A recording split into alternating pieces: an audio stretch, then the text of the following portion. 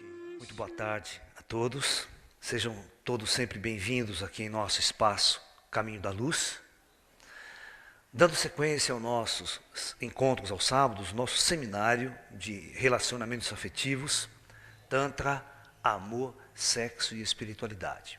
Hoje, no terceiro módulo, nós vamos falar sobre a alma gêmea e o parceiro ideal, né? E nós vamos falar também sobre o casamento. Tá? Nós vamos conversar um pouco sobre essas coisas. É importante que as ideias elas vão se completando. Na aula anterior, nós falamos muito sobre a repressão sexual. Como o ser humano, numa sociedade como a nossa, é um androide. Ele é fabricado pelo sistema, ele é produzido com ideias, né? Programado com ideias religiosas, programado com ideias sociopolíticas e culturais. E a sexualidade, na nossa sociedade, as religiões programaram como algo pecaminoso, como algo feio.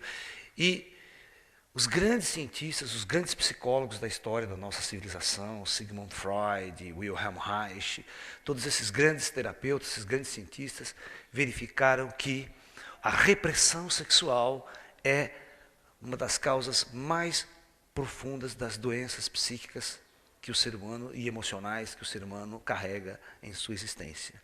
Os traumas que advêm da infância, que advêm de certa fase da juventude, constrói a personalidade doentia do ser na sua fase adulta. Ok? Então, nós vamos falar desse conceito, né, sobre alma gêmea e o parceiro ideal. A pergunta crucial é: existe mesmo a minha alma gêmea? Aquele ser perfeito que casa em todas as suas proporções comigo? Foi fabricado para mim, é o côncavo e o convexo do Roberto Carlos. Né? Vocês estão entendendo? Existe isso ou é um mito? Existe na natureza espiritual de nossas longas jornadas kármicas pela superfície terrestre, na nossa roda de samsara, ou seja, nas encarnações sucessivas no espaço-tempo, almas que vêm caminhando juntas por um longo período e vivenciando reencarnações sucessivas e tendo essas interações ao longo do tempo. Então nós vamos conversar e tentar responder essa questão para vocês. Em primeiro lugar, nós vamos colocar essas ideias, como o ser humano nosso é doentio aqui, e depois nós vamos tentar colocar daqui para frente, os seminários para frente, a posição da filosofia do Tantra. Como o Tantra vê, né, o relacionamento afetivo, como o Tantra vê a existência ou não de uma alma gêmea, como o Tantra se relaciona, qual que é a filosofia fundamental do tantrismo para o relacionamento a dois. E aí vocês vão ver qual que é o modelo ocidental de relacionamento a dois. É o casamento. Tá? Muito bem. Então vamos começar. O ser humano nasce nessa sociedade. Por que ele procura incessantemente o outro? Então veja bem, primeiro ponto. O ser humano é profundamente solitário quando nasce nesse planeta. Aquela estrutura fundamental da solidão. A alma está enclausurada dentro de um corpo, né? A alma ela está praticamente aprisionada num corpo físico. E ela se esquece totalmente de sua natureza pretérita. Então, é um sentimento de solidão tão profundo que essa alma, que esse ser carrega. Um ponto.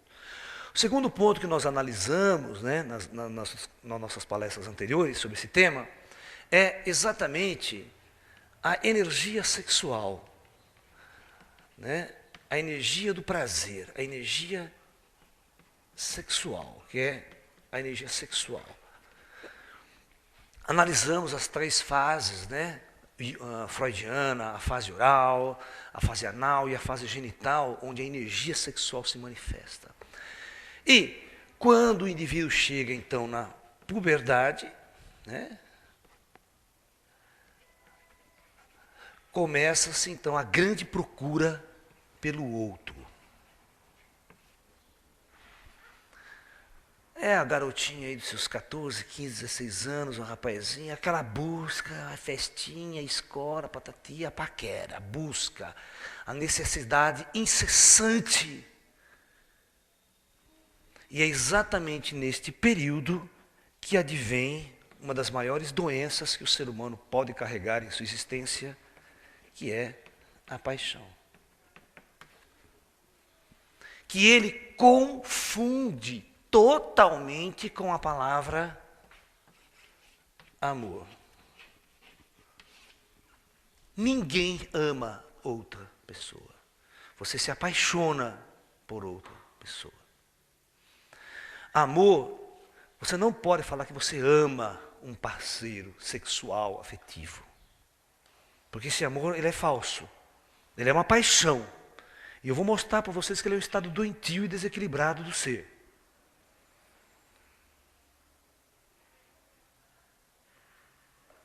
Né? É o cara que faz loucuras, ele fala por amor. Me mato, me suicido. Né? Aquela coisa doentia. Isso é paixão, não é amor. Amor é um estado mais cósmico, mais transcendente da consciência do ser. Quando ele ama todas as coisas, todas as criaturas. Ele é um amor universal, incondicional. Porque quantas vezes a gente vê os famosos casos, né? Eu amo ela, de repente eu odeio ela depois de um tempo, né? Posso nem ver na minha frente, quero matar. Que raio de amor é esse, né? Então, na verdade, nós vamos descobrir e discutir essas coisas. Então, veja bem. Todos nós nascemos numa sociedade e somos programados por essa sociedade, foi o que nós discutimos na aula passada. Nós carregamos a doença cultural de nossos pais, nós carregamos os arquétipos de nossa civilização, cultural de nossa civilização, e trazemos todas essas doenças religiosas dentro de nós, né? A repressão religiosa e tudo mais. Mas vamos ver, será que existe o parceiro ideal?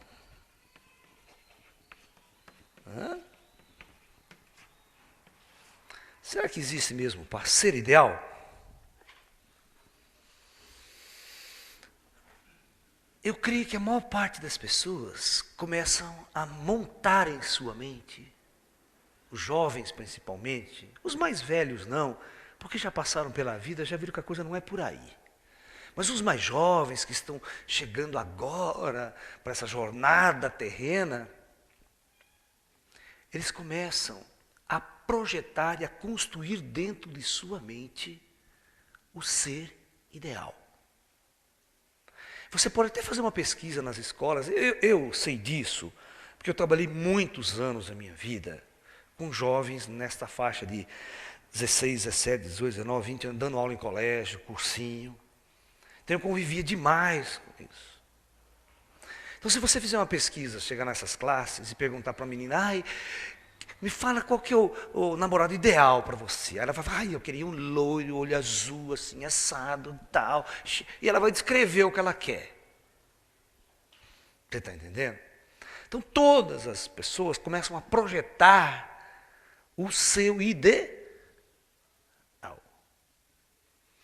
Aquela pessoa bela, bonita, tal, papapá. Dificilmente alguém consegue criar o ideal de uma pessoa feia.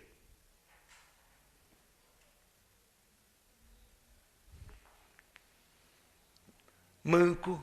Você quer que alguém idealize um manco torto? Essa é minha alma gêmea. Quando eu encontrar aquele manquetolinha, vou ser feliz eternamente para sempre. Não, claro que me desculpe todas as pessoas que tenham problemas, né, físicos, tal, mas não é isso que nós estamos discutindo aqui agora. Vocês me perdoem, não tem, né? Mas só para vocês verem como é que a mente humana funciona. Como é que o psiquismo humano funciona? Ele vai criar um ideal de Por isso que é ideal. E ele vai criar um aspecto de perfeição aqui. Ele vai projetar, porque é isso que ele deseja, é isso que ele anseia.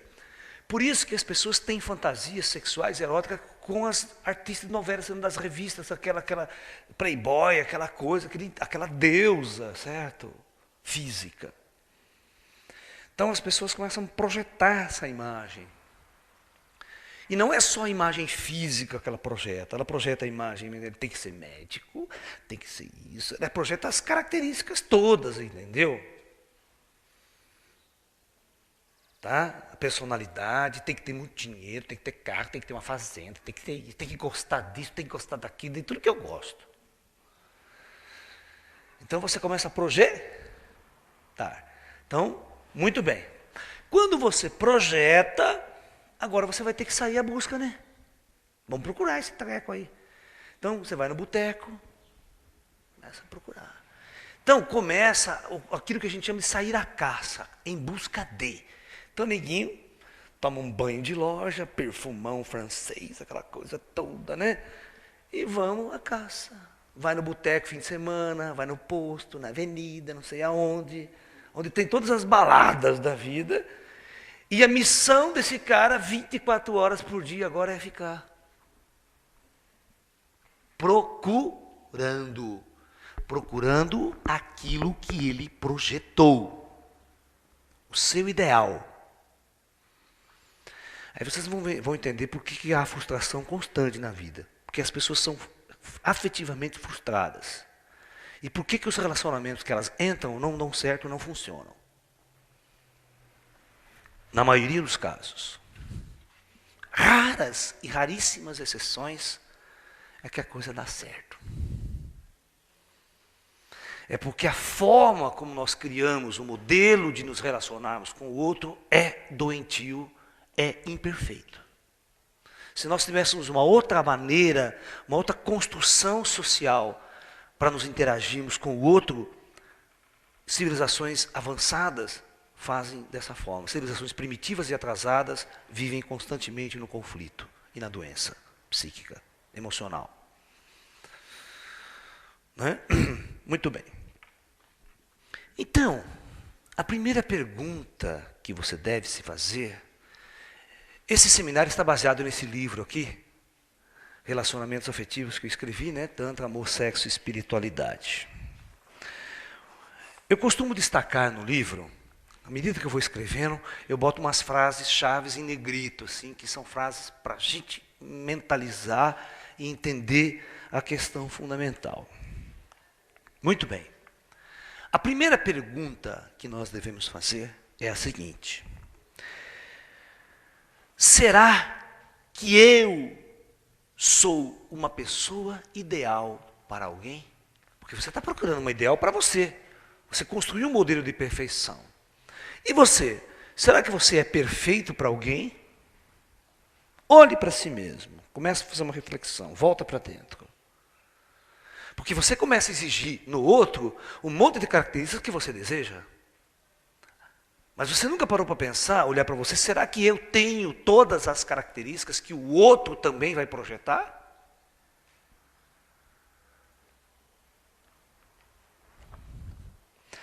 Será que no estado em que meu ser se encontra, serei o ideal para alguém?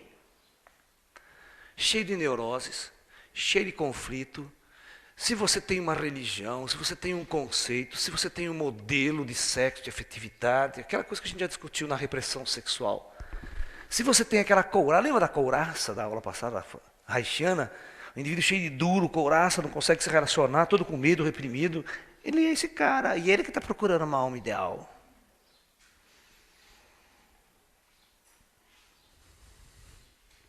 Então essa é a primeira pergunta que você tem que se fazer. Quando você vai buscar o ideal, o perfeito para você, primeiro você tem que perguntar, será que eu sou perfeito para alguém?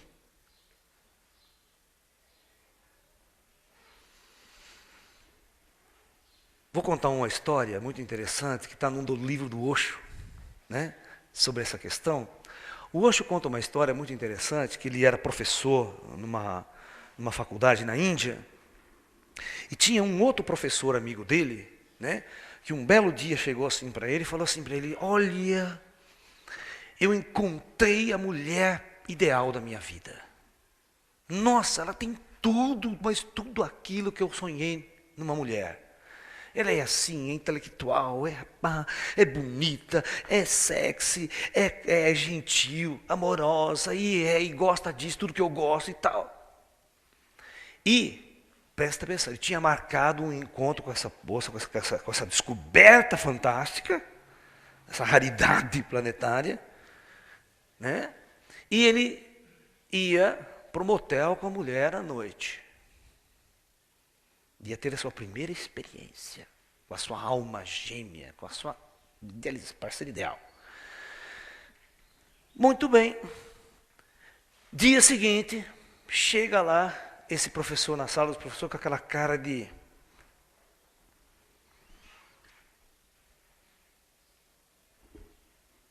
O Osho olha para ele, aquela energia meio down do cara, deprê.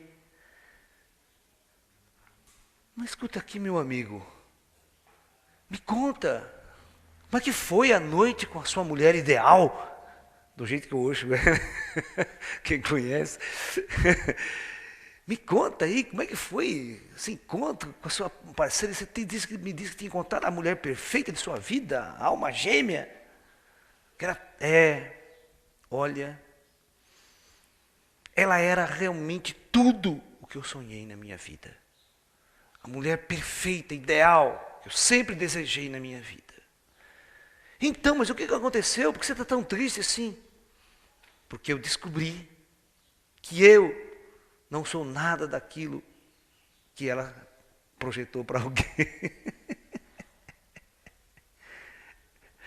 O problema maior de tudo é esse, gente. Quando você encontra essa mulher perfeita, que tem todas as características que você sonhou, você tem que saber, será que eu sou tudo o que ela sonhou e projetou também?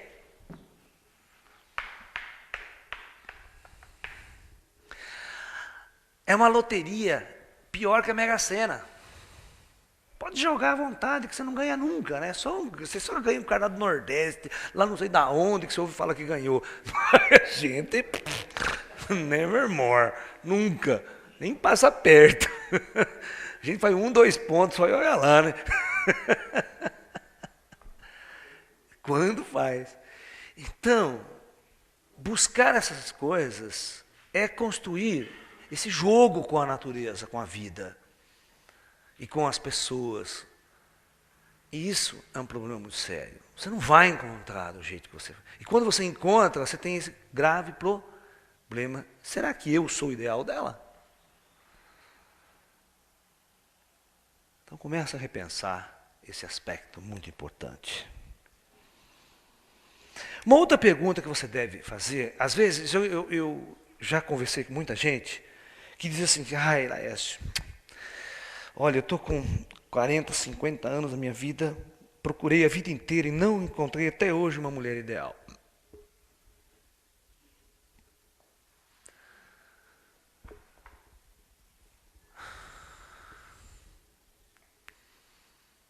Então, quer dizer que você vai morrer virgem? Não vai relacionar com ninguém porque não achou a mulher perfeita? Então, a segunda pergunta que eu faço para vocês, que eu coloco em destaque nesse meu trabalho, nesse meu livro. Será que esse ser que construí e projetei dentro de minha mente e de meus ideais existe realmente no mundo real, no mundo natural? Ou só existe na minha mente, na minha criação interna? Será que irei encontrá-lo no mundo real?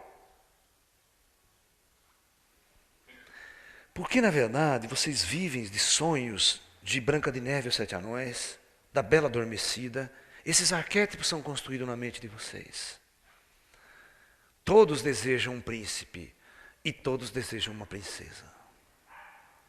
Que é o ideal, que é o projetado. E aí, quando isso acontecer, vocês serão felizes para sempre. Só que não tem nenhuma historinha dessa, que são historinhas babacas, infantis, que formam o caráter psíquico do ser humano, que são histórias babacas e surrealistas, que elas não existem na realidade. Ninguém conta a história da Branca de Neve e 7 Anões 6 meses depois do casamento. A maior encrenca no palácio, a Branca de Neve ficou gorda, feia, descabelada. O príncipe já está saindo com as empregadas, com outra, traindo, botando chifre na princesa. Ninguém conta o day after do relacionamento afetivo. As crises, os conflitos. Por isso que eu gosto, às vezes, né, do nosso escritor brasileiro, né, o autor dos Sete Gatinhos, Nelson Rodrigues, porque ele vai no podre do relacionamento. Coisa que ninguém tem coragem de expor. Todos os romances que você vê por aí são romances perfeitos, acabam felizes para sempre. E o Nelson Rodrigues falou, não, a vida não é assim, a vida é uma merda, a vida é cheia de conflitos, cheia de sofrimentos, cheia de contrastes, cheia de problemas, cheia de traumas, e é isso que eu vou mostrar nas minhas peças. Ele mostra isso, essa realidade nua e crua chocava, né? a sociedade puritana, a sociedade religiosa, cristã, aquela coisa toda. Então, se você vê as peças, as obras de Nelson Rodrigues, elas são muito loucas, né? Porque elas são muito fortes no tocante a mexer com a realidade, com a parte nua e crua e doentia do ser. Isso chocava muita gente, né? Muito bem, então mais ou menos por aí, né? Uma coisa muito importante, nós devemos ter consciência. Quando você começa a procurar o ser ideal na sociedade para você, você tem que botar na sua cabeça que todas as pessoas que estão ao meu lado são doentes como eu, são contaminadas pela mesma cultura, contaminadas e programadas pelo mesmo ideal, pela mesma religião, pela mesma doença. Então o outro tem a mesma couraça, rígido, duro, travado. Tudo que nós discutimos na aula passada sobre repressão. Então, é isso que eu vou encontrar. Pessoas iguais a mim, doentes, imperfeitas, num processo de tentar se descobrir como ser, como alma, como espírito. Então, necessariamente, você vai encontrar uma pessoa doente, confusa, perturbada. É esse tipo de gente que é real na sociedade. Aí quando você vai num boteco, bicho, você encontra pessoas drogadas, doentes, bêbadas, é isso que você vai encontrar. E eu sempre digo, hein? Presta atenção no que eu digo. Todo mundo tem o encosto que merece. E todo mundo tem o parceiro que merece. Porque semelhante atrai semelhante. É a lei da atração. É o segredo. Não adianta reclamar depois. Você que atraiu, você que vibrou isso, você está na mesma sintonia que a pessoa. Por isso os nossos mestres nos ensinam, quando você faz um trabalho profundo com você, um trabalho de crescimento espiritual, de treinamento interior, você muda a tua vibração, você muda a sua filosofia de vida, você muda a forma como você vê o mundo. Quando você faz isso, você vibra numa outra energia, numa outra frequência. Então você também vai atrair pessoas numa outra frequência, numa outra energia. Então, é muito importante, quando você for procurar o seu parceiro ideal, a sua alma gêmea, você vai ter que procurar nesse mesmo palheiro, né? Onde estão todas as coisas juntas. Aonde as pessoas procuram? Aonde elas procuram? Geralmente elas procuram no mesmo nicho delas, né? O que é o nicho delas? Se ela era roqueira, gosta de botar uns piercing para cá, e anel para cá, e roupa preta, e vou pro rock, show de rock. Ela vai encontrar as pessoas que estão nessa mesma energia, nessa mesma vibração. Então ela acaba sintonizando com essas pessoas que têm a mesma vibração. Porque ela construiu isso em torno dela. Então ela vai atrair as pessoas que estão nessa mesma energia, nessa mesma vibração. Ela vai acabar se relacionando. Porque ela constrói esse visual dela, né? esse meio energético quando ela vai conviver. Uma pessoa intelectual, ela vai para as universidades, para as escolas, bibliotecas, ela vai encontrar as pessoas ali, né, que está vibrando a mesma coisa. Quem gosta de futebol, vai para campo de futebol, vai encontrar as pessoas, né? É assim por diante. É os nichos que as pessoas começam a criar dentro delas. Né? A gente não deve esquecer que o outro está contaminado com a mesma doença que nós. O outro é doente como você. Né? Então a pergunta vem: aonde eu posso encontrar o meu parceiro ideal? Onde está minha alma gêmea?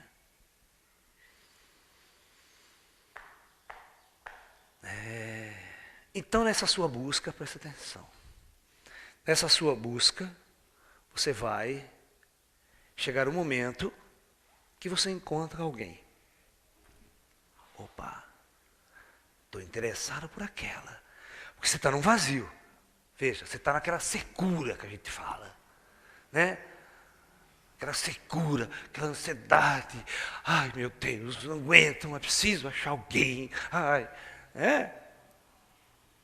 Então, a primeira vez que quando pinta alguém mais ou menos que se encaixa naquele seu perfil, pim, né? Começa a encher de coraçãozinho, é a flecha do cupido, né?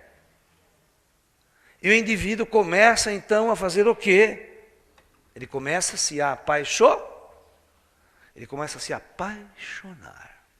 Aí vocês vão entender o que eu vou dizer agora é verdade. A paixão é um estado doentio. Porque ele já estava doente. Quando ele está solitário, angustiado, deprimido, procurando que nem um louco, né? Ele já está doente. Já é um estado doentio esse. Porque ele não está em paz e não está feliz com ele mesmo. Não está em harmonia, não está equilibrado. Ou seja, ele acredita piamente que ele precisa do outro para ser feliz. Se ele não encontrar esse outro, ele não vai ser feliz. Então, à medida que o tempo passa e ele não encontra, ele vai entrando em profunda angústia, depressão. Tá? E é isso que enche os nossos consultórios terapêuticos nos dias de hoje. Quem é psicólogo e terapeuta sabe do que eu estou falando. Né? Então, vamos lá. Vamos falar da paixão. Me apaixonei. E é só você ouvir qualquer música sertaneja de corno, aí você vai saber o que eu estou falando. Né? Então, a paixão. Né? Todos os nossos poemas, todas as nossas músicas é em torno dessa doença chamada paixão. E que no fundo não é nada saudável por ser. Então, o indivíduo acha aquela pessoa, mas então ele se apaixona. Mas quando ele se apaixona de verdade, você percebe que ele entra num desequilíbrio. O que é esse desequilíbrio? Ele só pensa nela. 24 horas por dia, aquela imagem não sai da cabeça, aquela mulher não sai da cabeça. Né? E aí você começa a fazer de tudo por ela. E aquela velha história daquela música, eu não vivo sem ela eu não vivo. Ou seja, você deposita toda a sua existência agora, você deposita toda a sua felicidade, a sua realização como ser no outro. Você projetou a sua realização no outro. E você fica louco. Apaixonado, doente, não come, não bebe, emagrece.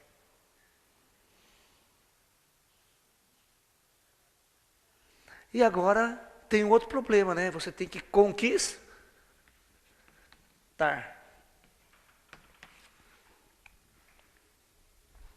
Você vai para a competição, né? Você vai para a luta, você vai para a briga.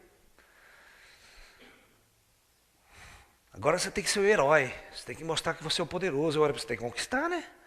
Lembra aquela história do colégio? Da primeira aula aqui?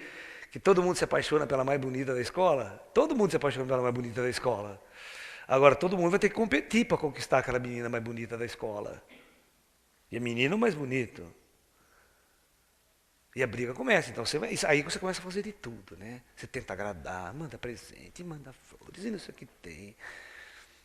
Né? Aí advém a frustração Mas por que você se apaixona? Você se apaixona porque você está querendo fugir da solidão. Você está naquele estado doentio. E outra, existe uma energia sexual real em você, biológica, que força você a buscar uma mulher para reproduzir. É uma energia inconsciente, é uma energia violenta, é a Kundalini isso daí, é uma energia que movimenta as suas emoções, ela distorce as suas emoções. Deixa você, é como animal no cio, ele não pensa, não come, ele sai no cio, fica 3, 4 dias louco, perdido, não come, não bebe, ele só fica envolvido com aquela energia. Você está pensando que o homem não entra no cio, a mulher não entra no cio? Claro que entra.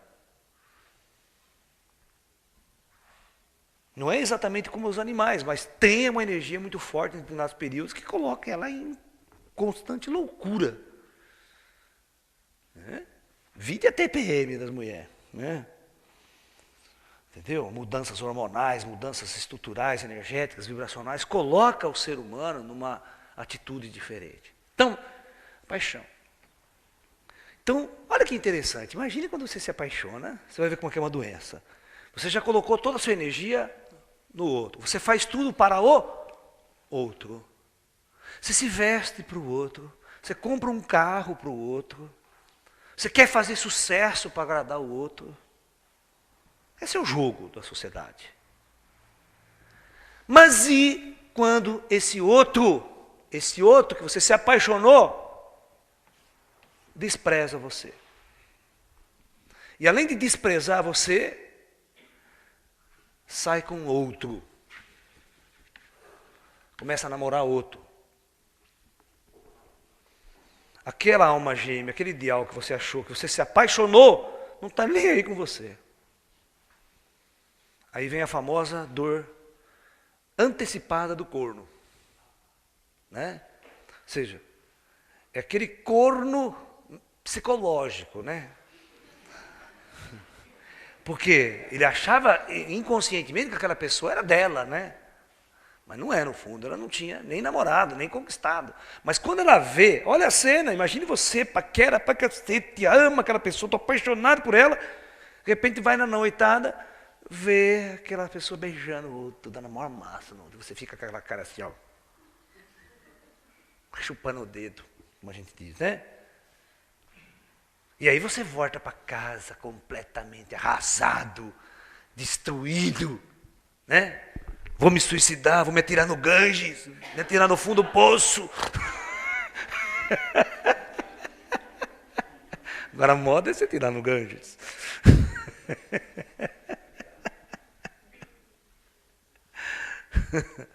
Não é?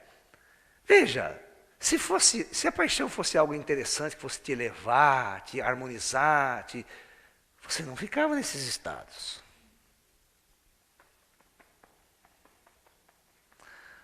Quando o indivíduo entra num desequilíbrio, ele entra num desequilíbrio profundo, querendo angústia, deprimido, quer me suicidar, Bom, tudo bem.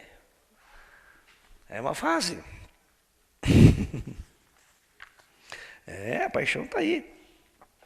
Então vamos ver como que a paixão leva você a um estado de profunda angústia, profundo sofrimento, profunda dor, profunda desarmonia de todos os seus centros de energia. Primeiro, você se apaixona por alguém e esse alguém não se apaixona por você. É a famosa frase musical, amar sem ser amado. Ô, coitado. Isso é uma das coisas mais comuns desse planeta, né? E da juventude do ser. Amar sem ser amado, uma grande frustração. Todas as letras de música, a maior parte fala disso. Música sertaneja, então, nem se fale. Primeiro ponto, então, que você já vai se frustrar. É o amar sem ser amado. Na verdade, nós não deveríamos nem usar essa frase, né? É apaixonar-se sem ser correspondido. Okay? Não é amor.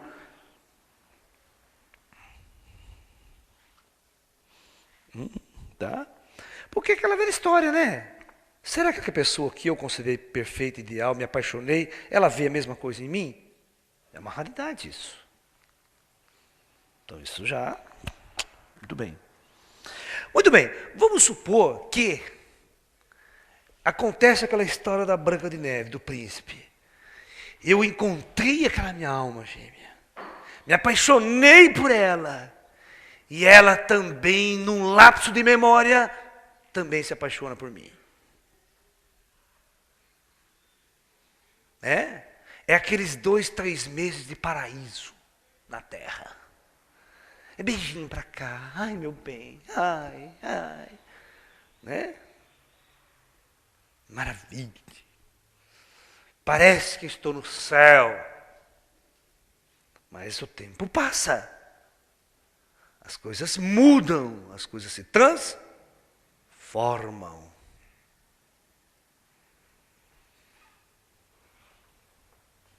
Aí, literalmente, essa paixão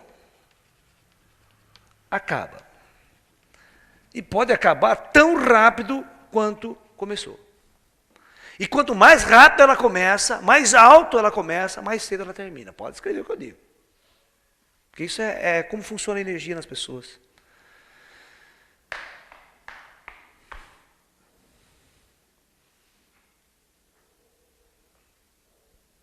Aí sai até casamento, né? Um mês depois já está casando. Vi dos nossos ídolos famosos da televisão, que vocês sabem, até que uma semana depois já estava casando, aquela puta festa no castelo, um mês depois, um dando bico no outro, mas um pontapé, guerra, chute na orelha.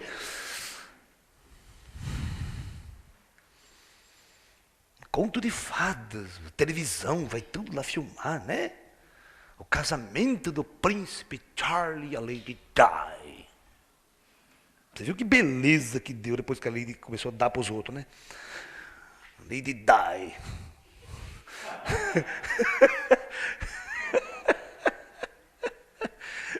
Colapso no castelo de Nottingham, né? Aquela coisa toda. Crise, gente. Isso é natural, isso não adianta. Isso é coisa ideal que o pessoal projeta. Então, quando a paixão acaba, às vezes acaba de um lado, só não acaba do outro. Não é verdade? Então, quando o indivíduo ainda está preso, ele vai sofrer, ele vai ser torturado, porque ele pode ser corneado, né? Pegar a mulher com outro. Tá? Ele pode simplesmente ser abandonado. Nem corneado, abandonado. Largou, foi embora. Quero mais ficar com você, não gosto de você.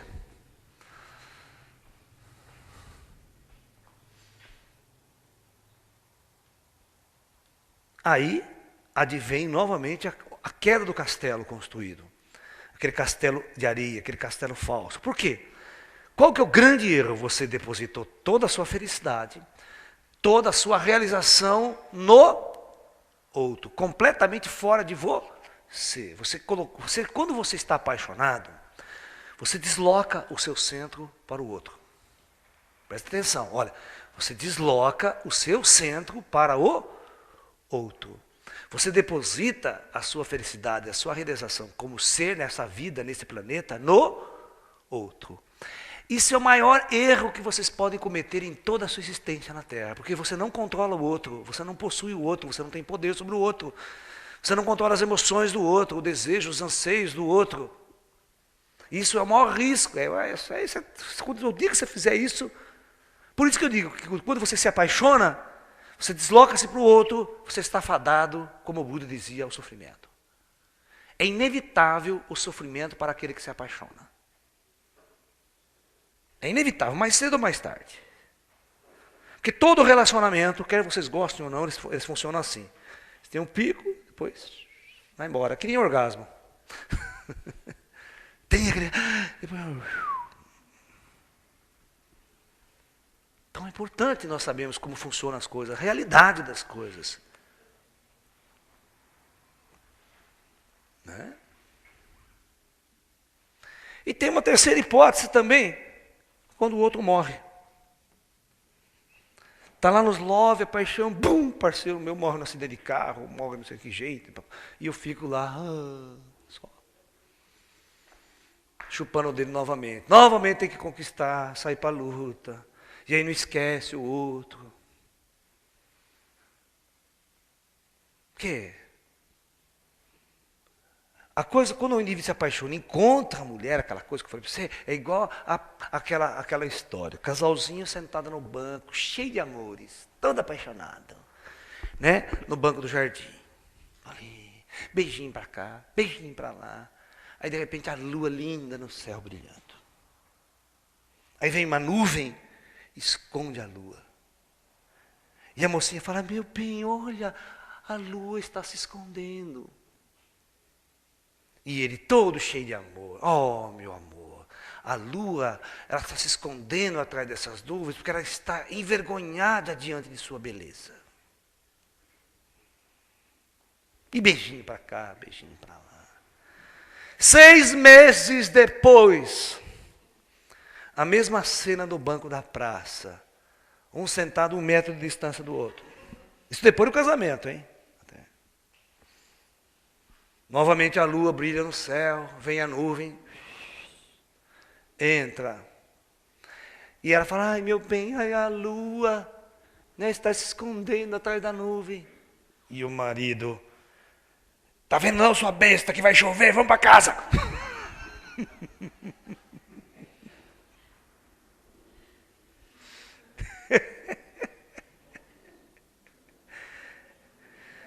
O duro que é verdade. O duro que é verdade. É cômico, mas é verdade. Ai, meu Jesus amado, não? Então, é isso. Agora nós vamos falar o que acontece quando você casa. Porque, mais rápido do que nunca, o ser humano tem uma personalidade, tem um ego dele, ele é construído de uma determinada forma pela sociedade, principalmente pela sociedade capitalista. Vocês vão ver como é que funciona. Quando o indivíduo encontra e se apaixona, a primeira coisa que ele quer fazer é... Qual é o sentido da instituição casar? O sentido psíquico da coisa. E eu vou provar para vocês por que o casamento é considerado a morte do verdadeiro estado de amor. E a morte da paixão também. Que o dia que você casa, você constrói um elo psíquico com essa pessoa de poder, de posse. Eu possuo, eu concluo, na verdade, uma forma de... Agora eu possuo essa pessoa. Casamento é um atestado de posse. Que só existe dentro de sociedades capitalistas. Totalmente, porque o modelo do casamento é um modelo exatamente de um sistema imperial de poder. Nas sociedades mais avançadas em outros mundos, em outros planetas, a primeira coisa que não existe é casamento. A primeira coisa que não existe em sociedades avançadas é uma coisa chamada família. Que casamento e família é a primeira célula cancerígena da sociedade. E vocês vão entender por quê. Vamos lá. Vou tentar dar um exemplo para vocês aqui. Vocês estão vendo que eu estou fazendo uma análise muito fria e calculista da coisa. Não estou fazendo nenhuma imagem romântica da coisa. Porque é isso que eu não quero fazer. Eu quero que as coisas fiquem bem claras e sejam analisadas e vistas sem emoção e sem sentimento envolvido. Senão vocês não conseguem analisar a coisa. Porque quando você está dentro da paixão, você não vê saída. Você não vê respostas. E você não vê a causa dos problemas também. Você não consegue enxergar. Sua mente fica toda ofuscada pelo desequilíbrio, pela doença. E você não vê saída, você não consegue sair. Né? Daquele estado depressivo e angustiante. Né? Todo mundo que terminou relacionamento, que terminou casamento, que terminou união, sabe do que eu estou falando. Né? Muito bem. O que é o casamento?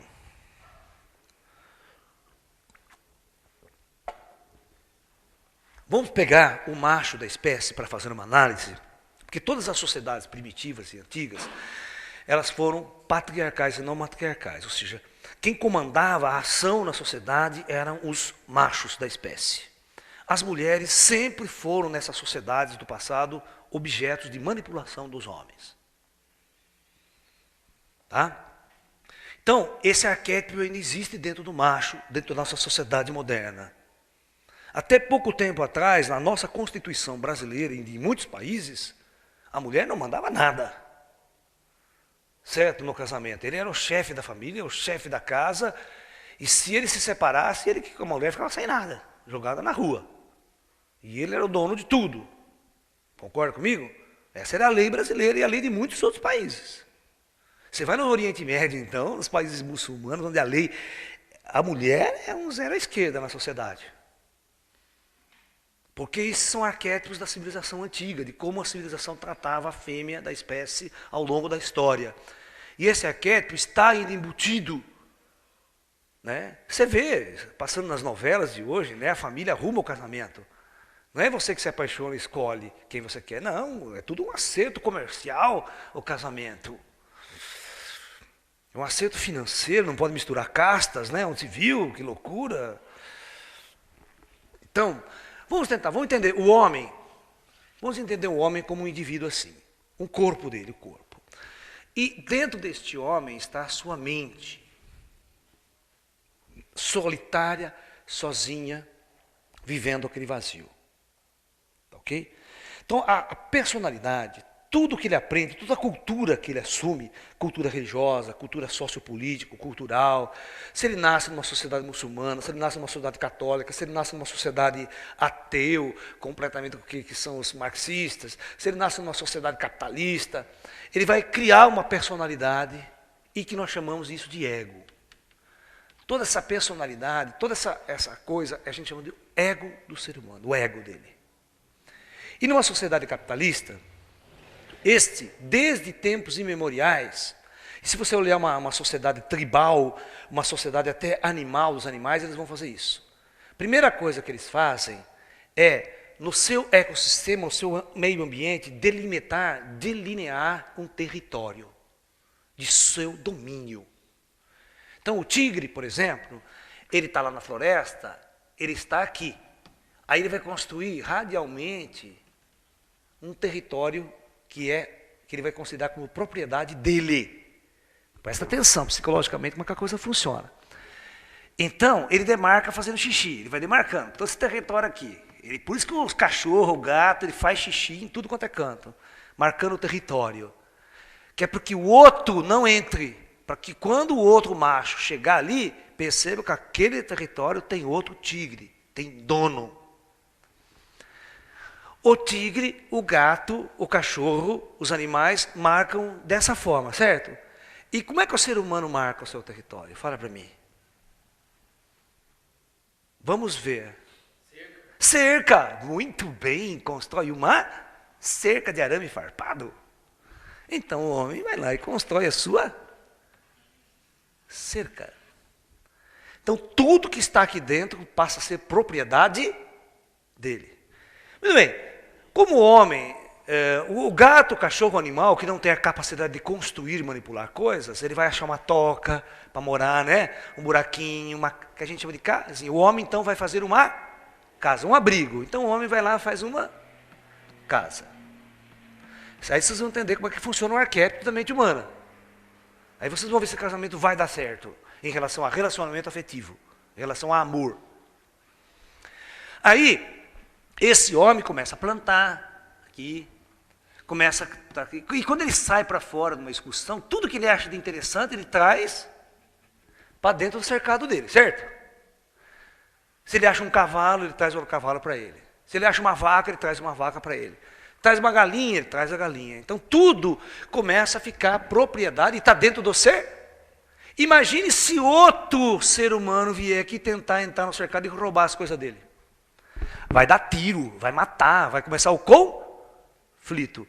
É isso que acontecia nos territórios do passado, nas guerras das grandes nações. O conflito começa primeiro aí, dentro do ser humano. E ele vai se extrapolar. Aí o que é? Isso aqui é uma propriedade do indivíduo, não é? O ego do indivíduo, tudo bem. Aí sai num avião hoje em dia, Sai num avião e olha a fotografia de uma cidade. Vocês vão ver que toda a cidade é feita até assim, ó. Pode ser sítio, quando sai da cidade, vem as rurais, tudo cercado, tudo dividido. Cada um desses daqui a gente chama de uma família, de um homem, de um proprietário, de uma casa. Então todos estão cercados, todos estão vivendo dentro do seu cercado. Este é o modelo social e cultural. Aí você vai ver a doença, de onde ela vem? Ela vem lá de trás.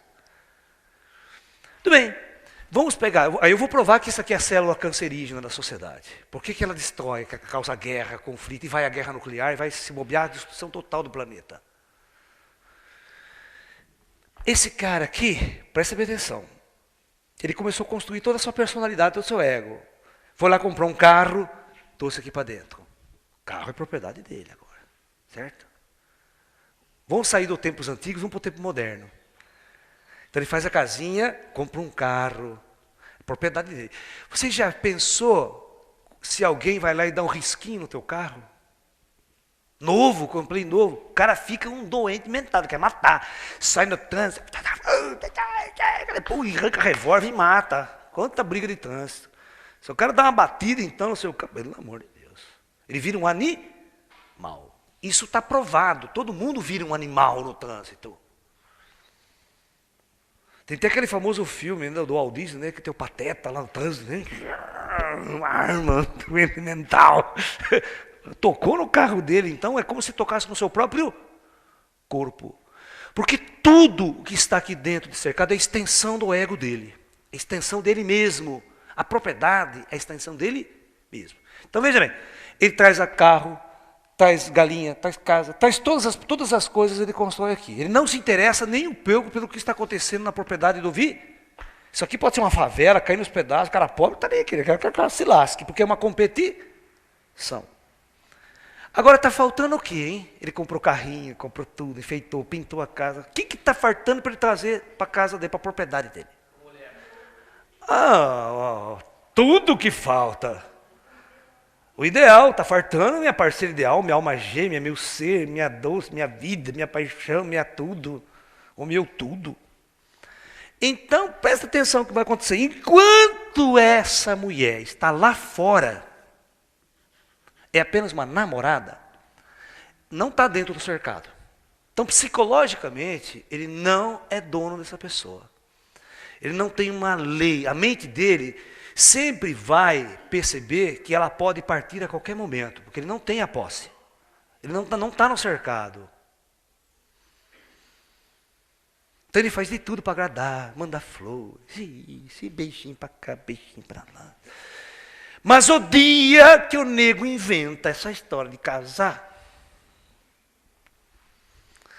ele traz o indivíduo para... O que acontece? A mulher, no inconsciente desse homem, passa a ser a sua propriedade, que está dentro do seu cercado, dentro da extensão do seu ego, a sua posse.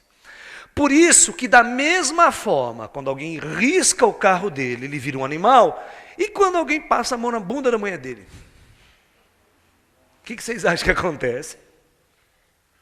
Que é literalmente como se alguém vai numa festa, num barzinho, alguém olha para a mulher dele, fica paquerando. O bicho vira um animal, quer matar, quer destruir, forma encrenca, porque mexeu na propriedade dele, que é a extensão do ego dele. Então, veja, quando você veio para o cercado, ele relaxa. Eu não tenho mais que fazer mais nada para atrair a fêmea, já é minha. E vocês podem perceber que a nossa mente humana, ela funciona da seguinte maneira: enquanto você não possui, você se esforça para conquistar. Depois que você conquistou, aquilo perde o valor e você passa para uma próxima conquista. Você até... Tem gente que se mata para comprar um rádio, um carro, um aparelho de som. Larga lá, nem escuta aquela porcaria lá. Vai lá buscar outras coisas depois. Querer comprar outras coisas. Você nem usa. Então vocês estão vendo como é que o arquétipo da humanidade começa a funcionar. Então, isso significa que ele não vai se esforçar mais tanto para agradar essa mulher. Porque agora é minha mesmo, propriedade, já possuí. Então começa a cair a afetividade, a ação afetiva começa a mudar. Como ele tem a propriedade, ele dorme sempre com ela, faz sexo todo dia, a hora que quer, com o passar do tempo ele perde o interesse, ele perde o tesão, ele perde um monte de coisa.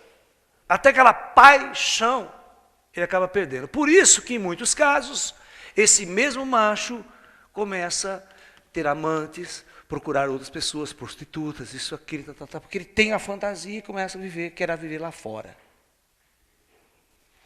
Vamos ver como é que os filhos desse casal, vocês verem como é que a doença começa a se expandir. Então esse casal aqui vai ter filhos.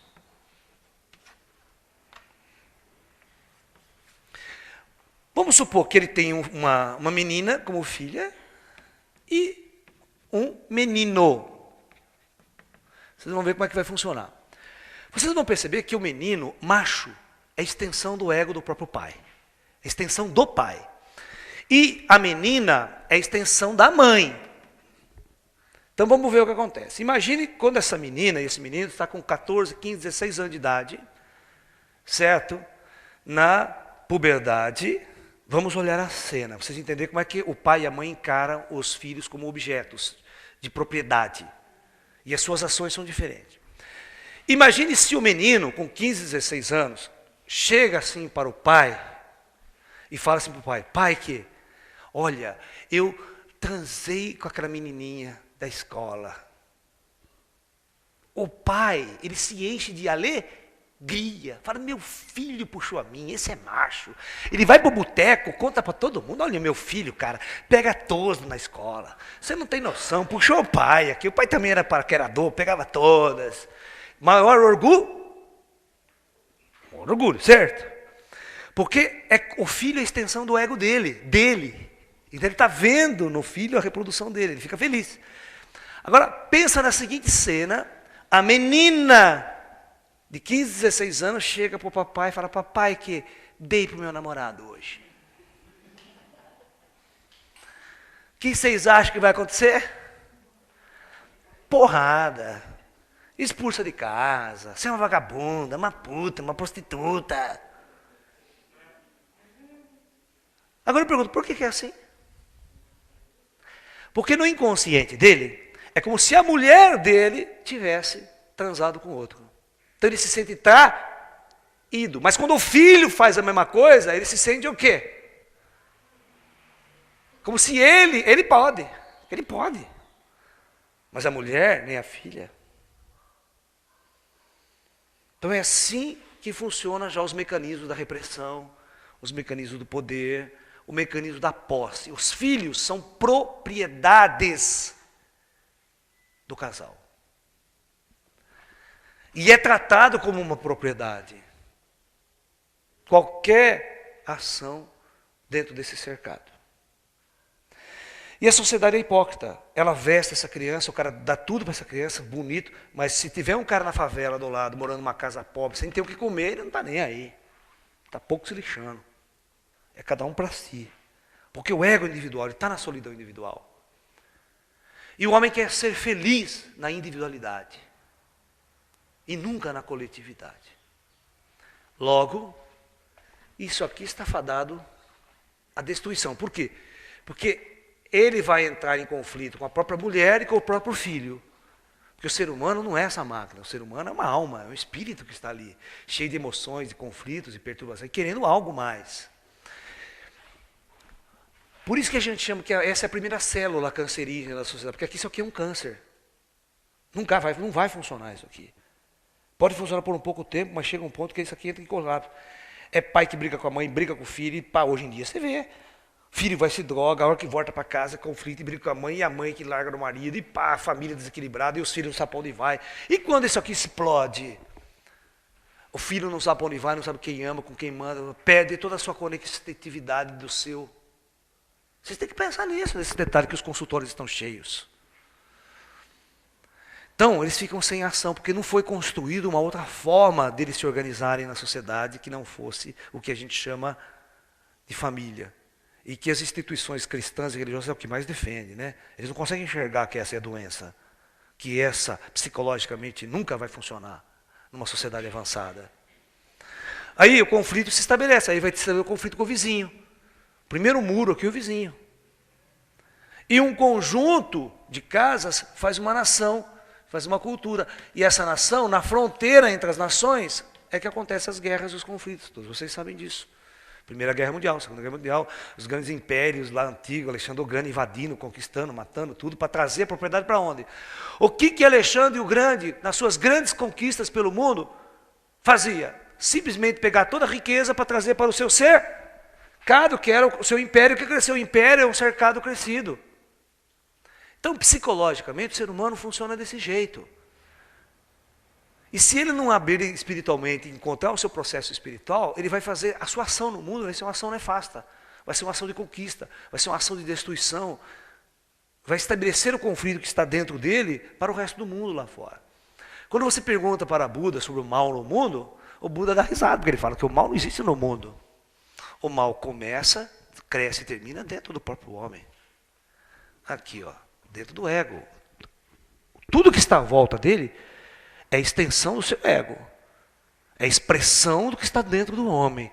Então, se o mundo está em guerra, pode ter certeza, é porque o homem internamente está em colapso, ele está em guerra, está em conflito. E nunca ninguém ouviu os grandes avatares, os grandes mestres da humanidade, como Buda, Jesus, né? Lao Tzu, Confúcio, Maomé, os grandes mestres da humanidade, falando: o problema é esse. Se você não consertar esse ponto, se você não abrir a tua alma e descobrir o Deus que está dentro de você, você sempre vai procurar fora de você aquilo que sempre esteve dentro. O reino dos céus, Jesus dizia, se encontra dentro de cada um de nós, não no outro.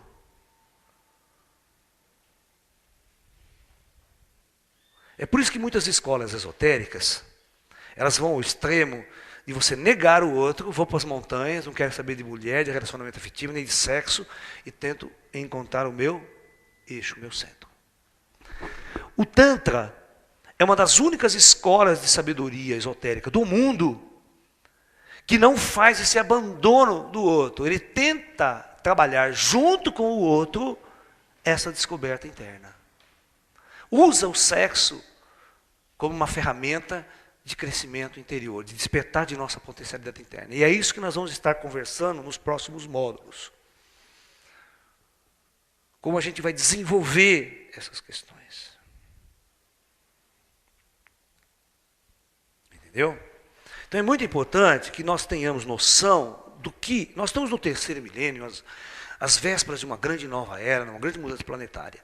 Mas a mudança só virá quando nós nos conscientizarmos de todos esses nossos erros, dessas falhas construtivas do passado. E que a humanidade não parou para pensar e para mudar radicalmente esses modelos. Construir uma sociedade com outras bases, completamente diferente. Sabe? Nós não podemos construir uma base social como a família de hoje. Não vai dar certo. Nós já estamos tentando há mais de 5.000 anos, não funciona. Só dá encrenca, só dá conflito. Quando você pensa que o filho é seu, que a mulher é sua, você usa essa frase, a palavra tem poder. Você vê? Não, a palavra tem poder, você não fala que a coisa acontece. Quando você começa a dizer, ela é minha esposa, ele é meu filho. E que se você acreditar que é meu, quando você perde, é como se você tivesse perdido parte de você. Isso é um erro. Aí você se destrói. É quando uma família perde um filho de várias maneiras, por morte, por exemplo. Porque você construiu esse elo de propriedade. E não era de amor verdadeiro. Porque o verdadeiro amor só pode existir na liberdade. O verdadeiro amor não pode existir dentro de um cercado. Porque toda ação dentro do cercado é uma ação doentia de posse e poder. E de controle. E desse controle surge uma coisa mais doentia ainda, mais doentia na personalidade de ambos, que é os ciúmes. Vocês acham que os ciúmes é o quê? Os ciúmes é o medo de perder o equilíbrio da propriedade. Os ciúmes é uma ameaça constante ao seu estado de poder. Eu tenho posse da minha mulher, eu tenho posse do meu filho. A partir do momento que tem alguma ameaça, essa ameaça eu reajo com uma ação. Essa ação se chama ciúmes. E quanto mais insegura é uma pessoa numa relação, maior é o ciúmes. Quanto mais o indivíduo percebe que ele não tem poder sobre o sentimento do outro, maior é o ciúmes. Porque o ciúmes advém de um sentimento de impotência que o indivíduo tem sobre o controle do outro. Porque ele quer controlar, né? Porque, veja bem, se ele acreditou, desde que ele nasceu, que essa pessoa é a que fará feliz, que vai lhe dar prazer sexual, que vai ser a vida dela, se ela percebe que ela não tem controle sobre essa pessoa, ela perde o controle de sua felicidade, da sua razão de existir.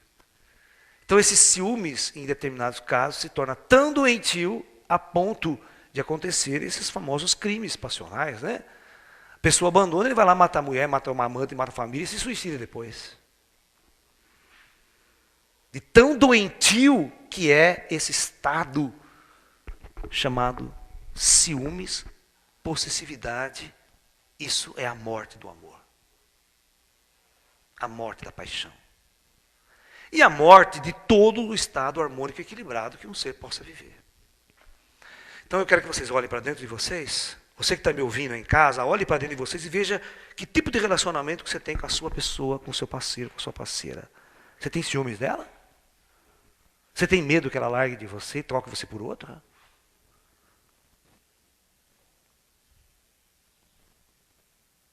O que você faria se isso acontecesse? Que tipo de controle você realmente quer ter?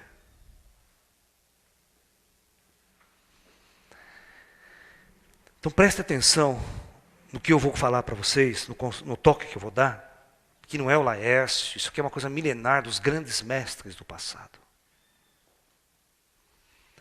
Nunca, preste bem atenção, nunca deposite a sua felicidade fora de você. Nunca deposite a sua realização como ser no outro. Não importa quem seja esse outro. Nunca faça isso. Você está fadado a ser destruído o dia que você fizer isso. Faça como os grandes mestres sempre nos ensinaram. A verdadeira paz, a verdadeira realização e o verdadeiro reino dos céus se encontra dentro de cada um. Não está fora de você e não está no outro. Vocês precisam perder essa fantasia do outro. Isso é um arquétipo criado no inconsciente coletivo da civilização durante milhares de anos. Vivendo esse modelo cultural, esse modelo social, de casa, família. Essas estruturas que são primitivas e não funcionam.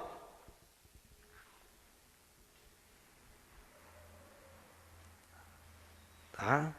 Então, nunca cometam este erro grave, porque vocês não ouvem os grandes mestres da humanidade. Vocês não ouviram Jesus. Jesus sempre disse, buscai em primeiro lugar o reino dos céus, se você quiser ser feliz. E reino dos céus, ou buscar a Deus sobre todas as coisas, ou amar a Deus sobre todas as coisas, na verdade está querendo dizer algo interno. Você não pode amar uma pessoa, apaixonar essa pessoa e ela ser a sua vida. Não, esse é o erro, você deslocou o teu centro para fora. Você tem que buscar lá dentro a sua felicidade. Então, quando você estiver em harmonia, em equilíbrio, a forma como você vai se relacionar com o outro não vai ser de posse, de ciúmes, nem de propriedade. Na aula que vem, quando eu for falar do Tantra, eu vou estar mostrando aqui qual é a forma ideal de você se relacionar com outra pessoa.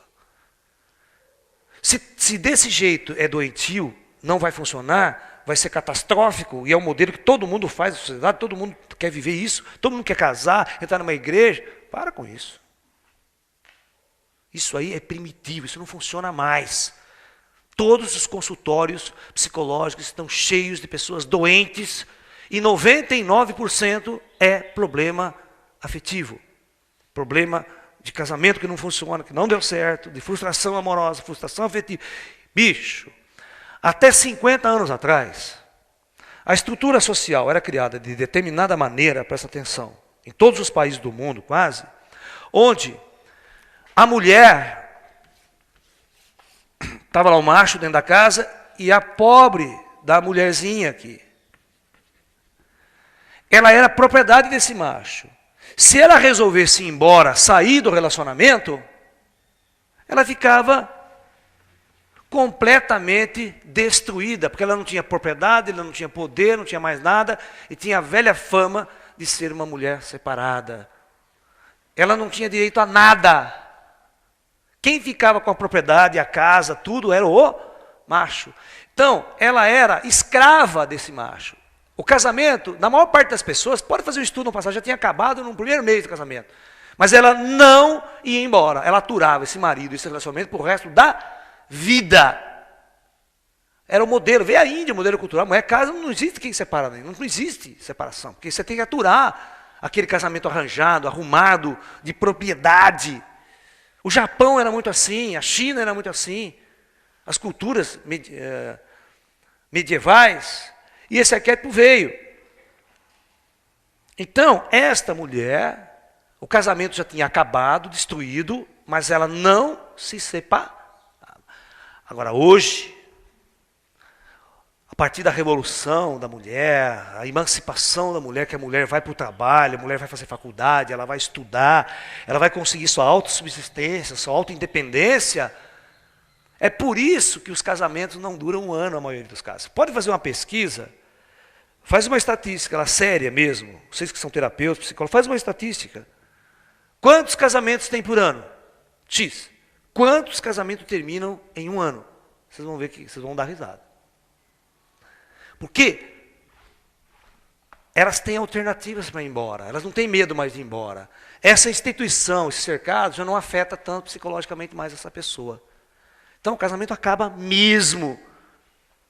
Antigamente no Brasil, antes do que a gente chama de divórcio, existia o desquite, mas para separar a lei criava tanto problema que desquitar demorava 20 anos para você desquitar. Hoje o divórcio sai no mês seguinte, né? Estou livre, posso casar de novo. Você vê como que o sistema era amarrado. Então hoje a instituição casamento, ela não tem solidez nenhuma. Não tem estrutura sólida nenhuma, nunca teve, mas toda a falsidade dela caiu por terra. E hoje, casar e separar é a mesma coisa de eu sair com você hoje, amanhã não sai mais. Vou com outra. Por isso, casar é bobagem. Quem casa hoje, pode ter certeza que não está bom da cabeça ou é doente do pé. Porque se você realmente raciocinar, se pensar seriamente, a melhor coisa é ficar junto, vamos ficar junto. Esquece a instituição. Vamos ficar junto, vamos ser namorados, vamos namorar. E na melhor das hipóteses, você vai para a tua casa, eu vou na minha. Nem morar junto. Aí vocês vão ver como funciona melhor. Porque toda a estrutura, quando você consegue criar as coisas, você quer ser dono do outro, quer possuir, quer dominar, quer controlar. Controlar até o que o outro sente, até o que o outro pensa. Se vocês lessem o pensamento de suas mulheres e de seus maridos, vocês não ficavam um segundo, não tem uma família que se estruturava um segundo. Vocês vão ver o que é traição. O que é ser corno mentalmente falando. Você acha que o seu marido pensa em você 24 horas por dia? Seu marido fantasia sexualmente com você 24 horas por dia? Você está pronto para aceitar essa realidade se você lesse a mente do outro? Por isso que você não lê a mente do outro. Igual aquela propaganda que tem da cerveja, né? Que a mulher começa a ler a mente do outro, né? Fala para parar, que não dá para aceitar a realidade, não. Não dá. Por isso que eu falo para vocês, a verdade nua, crua, do jeito que eu estou colocando aqui, do jeito que eu estou apresentando para vocês, ela dói muito, ela fere muito, principalmente uma coisa que a gente chama de romantismo. O Laércio não é uma figura romântica. Eu sou uma figura clara, honesta com vocês. O romantismo que criaram nos livros de ficção, tal, é, na verdade, uma roupa muito fantasiosa que se veste em torno de uma realidade doentia. E nós devemos acabar com isso. Nós devemos acabar com essa doença da humanidade, que enquanto o homem não se encontrar afetivamente, ele não evolui espiritualmente. Ele fica travancado espiritualmente. Ele não cresce espiritualmente. Enquanto ele não resolver essa questão afetiva, essa questão interna. Então, na próxima aula nós vamos falar o caminho do Tantra. Como você deve encarar um relacionamento afetivo no caminho do Tantra. Como que deve ser um parceiro ideal no caminho do Tantra? Será que no caminho do Tantra eu vou ficar projetando parceiro ideal? Ai meu Deus, eu quero aquela. Quero que você não acha nunca. Como é que o Tantra vê? Como é que eu vou me relacionar? Com quem eu vou me relacionar? Aí se vocês vão entender melhor a história do Gotu, que eu vou contar para vocês no final de uma sociedade que existe na Índia, onde a sexualidade e o sexo é totalmente liberado na sociedade. É uma coisa muito interessante. Nós vamos conversar sobre isso, e existe isso no mundo nosso planeta, aqui, Terra. Sociedades muito avançadas que trabalham com a sexualidade de uma forma completamente diferente dessa que a gente está vivenciando aqui, que só criou doentes mentais, só criou traumatizados, só criou criaturas reprimidas. Ou uma coisa interessante que a repressão sexual leva, que eu não falei na aula passada, que posso discutir, é todas as vezes que você é privado de alguma coisa, você é reprimido, vamos supor que o teu marido foi embora, você ficou corneado, Então você entra numa depressão, você entra numa angústia tão profunda, porque você volta à solidão novamente. Ok? E quando você volta à solidão, entra aquele velho problema, agora eu vou ter que sair novamente para a conquista. Você pode ver, a primeira coisa que um homem separado faz, depois que está casado por 10, 20 anos, a primeira coisa que um homem separado faz é trocar de carro. Comprar um puta carrão bonito, fudidão. Porque agora ele tem que sair a caça novamente. Pode fazer uma pesquisa se não é isso, a primeira coisa que ele faz. Enquanto ele estava casado, ele estava com a fusqueta velha dele lá. Mulher que se vive andar nessa porcaria, essa lata de lixo. Mas a hora que ele separou da mulher, que ele tem que sair à conquista, ele já compra um carrão novo. Uma vez eu estava dando uma palestra dessa e tinha acontecido exatamente isso com um cara que sentado na minha frente. Ele queria me matar. Mas só que brincando, ele falou, Laércio. Ele falou assim, puxa vida, pai. Acabei de comprar um carro novo hoje. Me separei da minha mulher faz uma semana.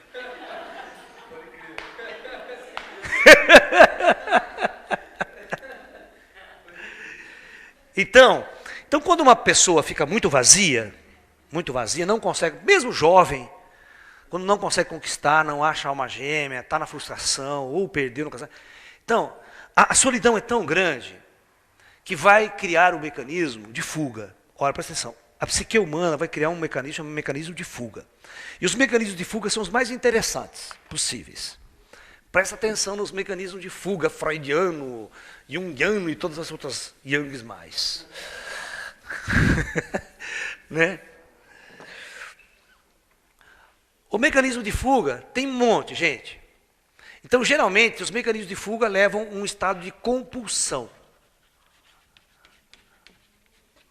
Porque ele tenta substituir aquele prazer do sexo, aquele prazer sexual, o prazer sexual que ele não está tendo mais, certo? Ou que ele idealizou, tentou e não tem. Ele vai substituir pela compulsão. Então,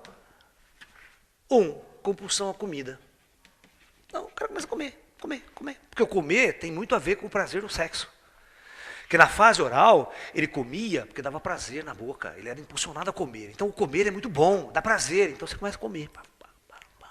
Para preencher o vazio, aquele vazio do afeto, da solidão. Mas só que tem um problema. O cara começa a comer, não para, e come. Ih, chocolate, então, para as mulheres. A mulher fica louca, quando está depressiva, angustiada. Né? Ih, chocolate, e come. E aí o problema, quando você mais come, o que começa a acontecer com o corpo da pessoa? Naturalmente começa a engordar. Mas olha que mecanismo doentio esse. Olha que mecanismo doentio. Quando você tem que conquistar o outro, você não tem que estar bonita? Tem que estar muito bonita. Mas, inconscientemente, você começa a comer Muito. E aí você começa a engordar e dá a sensação que você está ficando feia. E quando você está ficando feia, inconscientemente vem aquela mensagem, puxa, agora que eu não vou conquistar mesmo. E aí o vazio aumenta. E quando o vazio aumenta, você come mais. Aí entra no chamado, por isso que você tem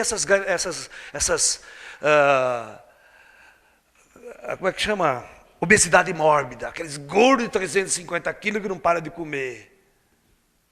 Um desequilíbrio total no sistema endócrino, não para de comer, o cara come, levanta de noite comendo, vai comer.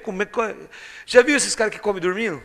Esses dias passando na televisão, o cara come dormindo, ele levanta da cama dormindo, vai na geladeira, come, ele não está dormindo, e volta para a cama e vai dormir. Todo dia à noite ele come. Come dormindo, porque ele precisa preencher o vazio. Isso é compulsão. É um tipo de fuga. Isso é mecanismo de fuga da realidade, que você não quer enfrentar. Outro mecanismo de fuga é trabalho, sabia? Tem gente que aí começa a trabalhar. Porque a hora que ele para, vem o vazio. A hora que ele para, vem a solidão. Então ele tem que preencher, então ele faz hora extra, tem que sair 10 horas do serviço e tá, e chega em casa cansado, ele dorme, ele trabalha, porque ele quer fugir de um estado que ele não consegue resolver, que ele não consegue ser feliz. Então, compulsão ao trabalho. O cara quer trabalhar, acorda às 6 horas da manhã, vai trabalhar, não para, corre o dia inteiro, telefone. Esse é doente. Para de fazer isso, né? Outra. Compulsão pelo sucesso. Então, indivíduo que corre atrás do sucesso, que não louco, pode ser na área musical, na área esportiva, em todas as áreas, ele dedica a vida dele ao sucesso, e corre, e quando o sucesso não vem, ele se frustra mais ainda, né?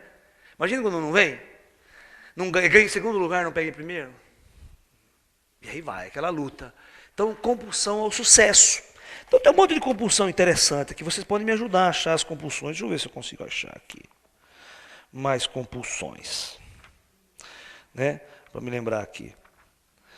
Né? Isso, compra. É legal, compra. 4. Compulsão por comprar. Então o indivíduo quer comprar. Porque quando ele compra um objeto, ele tem a sensação que encheu o seu cercado, trouxe alguma coisa nova para casa. Entendeu? Ele compra. Ele vai no shopping, compra. Acabou de comprar, o que acontece? Não preencheu, o vazio continua lá. É irreal isso. Aí ele tem vontade de comprar de novo. E quer comprar uma roupa, quer comprar um sapato, e vai comprar. Não para de comprar. E outra coisa que ele não usa, fica jogado lá. Então é compulsão por comprar. Isso tudo está substituindo. E a sociedade, os marqueteiros, os psicólogos marqueteiros das empresas, sabem desse problema das pessoas e vai jogar em cima disso daí.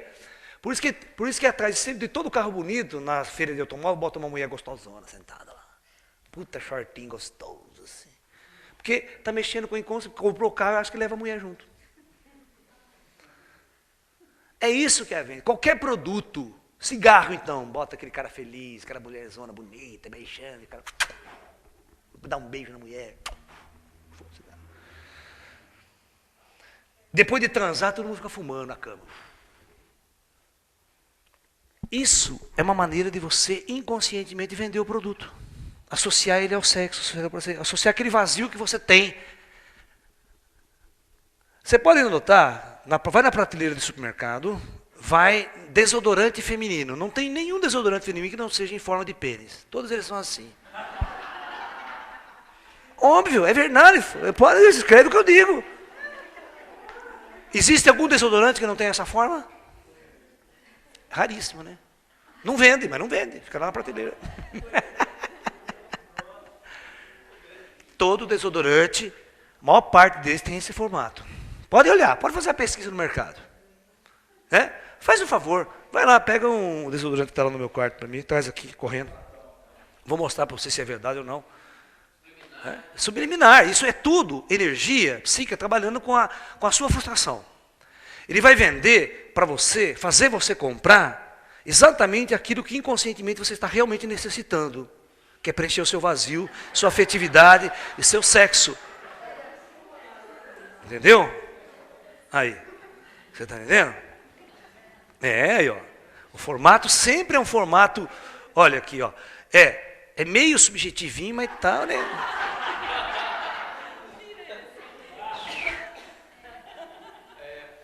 É. Mas tem mais uma embalagem muito mais sugestiva ainda. Ela foi buscar o que tem lá. Entendeu? É. É. Esse é uma característica interessante. Olha aqui, ó. Esse aqui é masculino, dá uma olhada. Não é aquilo que eu desenhei? Estou errado ou não estou? E pode ver que 99% das embalagens é desse formato. E tem uns que ele pinta até com a ponta vermelha. Né? Já não é subliminar, já é direto, enfiando na cara do nego mesmo. Leva para casa isso que você não tem. Se o teu marido já broxou, leve esse. Serve para dois tipos, né? Serve como consolo e como desodorante.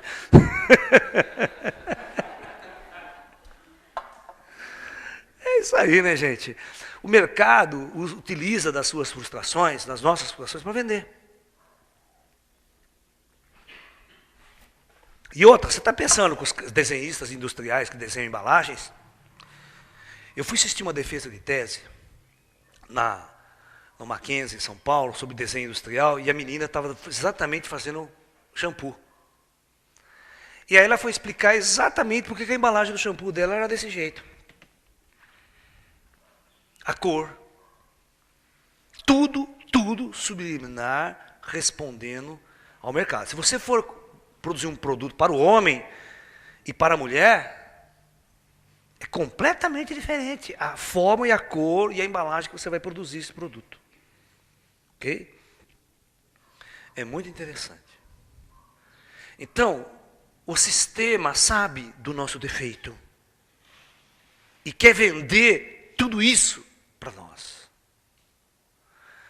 E se nós não acordarmos para uma realidade superior, uma realidade mais elevada, nós caímos nessa armadilha doentia de nossa civilização. Porque, gente, a nossa civilização é uma civilização extremamente primitiva.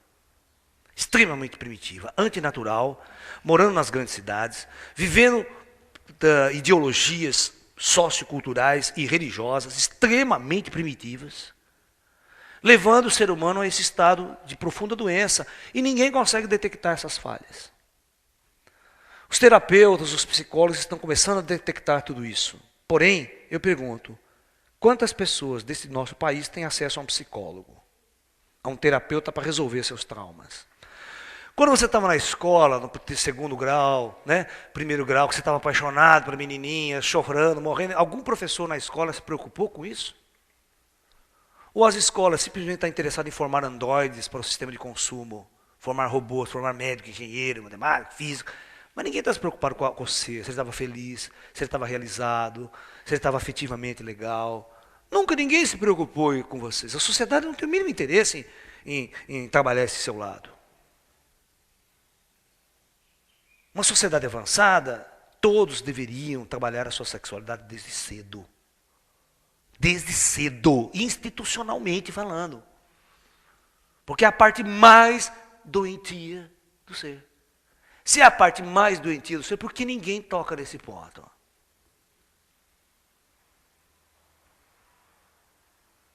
A energia sexual é a energia mais poderosa que emana do ser. E ela destrói.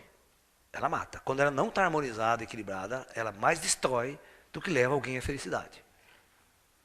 Ela leva a doenças psicossomáticas, desequilíbrios hormonais, infelicidade, ou seja, depressão, angústia.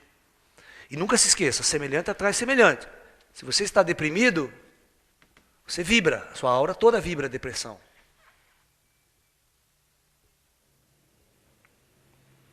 Você atrai aquilo que você é. Então você precisa sair desse estado, elevar a tua energia, aí você está pronto para atrair gente legal do teu lado, pessoas mais ups, alegres. Senão você atrai um doente que nem você. Aí a coisa fica muito ruim, é dois doentes tentando andar junto. Se você não consegue nem cuidar da minha doença, vou ter que carregar outro. Uma vez, eu fiz um exercício, presta bem atenção, fiz um exercício para mostrar isso para vocês prático. Eu dava esses 2 cursos, às vezes, prático. Então eu vendei as 2 pessoas, um grupo de pessoas, eu peguei casais. Falei, vamos pegar casais aí e tal. Venda a pessoa. Aí eu amarrei a mão da pessoa na outra. Aí eu falava, agora vocês vão caminhar. Tentando exercício. Então as pessoas vendadas e amarradas, um queria ir para um lado, queria ir para o outro, arrastava o outro, sabe aquela coisa toda? Tal, e, claro, casou, amarrou. Apaixonou, você está amarrado. E como nesse planeta todo mundo anda nas trevas, se você quiser ir em qualquer direção, você tem que arrastar o outro. E quando você arrasta o outro, você não tem paz, você não tem, o outro não quer, o outro quer puxar você para o outro lado. E o outro quer puxar você para cá. Não, eu quero ir para lá. Eu quero ir no futebol, não, mas eu quero assistir novela. E aquela briga em casa, e aquele conflito, e o conflito se estabelece aí. Aí no final do exercício, eu simplesmente desamarro as pessoas. E elas se sentem livres agora para caminhar. Elas se sentem leves, porque pode ir para onde ela bem entender, sem ter que arrastar ninguém nesse processo. É um exercício prático que mostra no inconsciente da pessoa o que é estar apaixonado, o que é querer levar alguém na sua jornada. Não é fácil. Ok? Então, por hoje é só. Espero ter dado um resumo. Mas vocês sempre vão entender. Olha, nunca pegue o bonde andando, hein? Para você entender essa palestra de hoje, legal, com profundidade, assista o número 1, o número 2 e vai até o 7º. Porque nós, como o seminário ele é muito longo, as ideias são colocadas aos pedaços. Quando você vê ele todo, você tem uma visão completa dessa experiência humana, da questão afetiva humana, dentro desse contexto maior. Ok? O nosso próximo módulo, então, que é o 4º módulo do nosso trabalho, nós vamos falar sobre Tantra, o caminho do prazer. Como é relacionar-se com uma outra pessoa através da filosofia do Tantra e do princípio do Tantra. Ok? Então é isso. Namastê, muita paz e até um próximo encontro. Muita paz.